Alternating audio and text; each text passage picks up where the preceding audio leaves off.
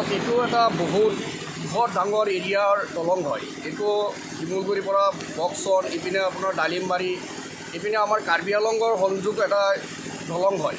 আৰু এই দলংখনৰ আজি প্ৰায় বহুত বছৰ ধৰি ৰাইজে ভুক্তভোগী হৈ আছে। গভৰ্ণমেণ্টে তাত চকু নিদিয়ে, কেইবাবাৰো জোখ মাপ ল'লে।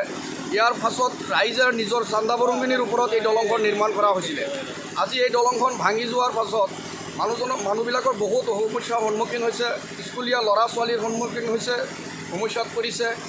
আৰু ইপিনে আমাৰ ধৰক যিটো দলং ভাঙিছে, এই দলঙৰ ফলতো আৰু এই পানীবিলাক ওলোৱা যোৱাৰ পাছত মানুহৰ ঘৰ দুৱাৰ এইবিলাকত পানী সোমাইছে, মানুহৰ বৃহৎ সমস্যা হৈছে। আৰু এই পানীটো এৰাৰ আগতে তেওঁলোকে নিউজ কৰিব লাগিছিলে, ৰাইজক সতৰ্ক কৰিব লাগিছিলে। কোনো ধৰণৰ সতৰ্ক নোহোৱাকৈ পানীখন এৰি দিয়াৰ ফলত আজি এই বৃহৎ এৰিয়াৰ আজি মানুহৰ সমস্যাৰ সন্মুখীন হৈছে। গতিকে চৰকাৰ প্ৰশাসনে এইবিলাকত অলপ চকু দিব লাগে।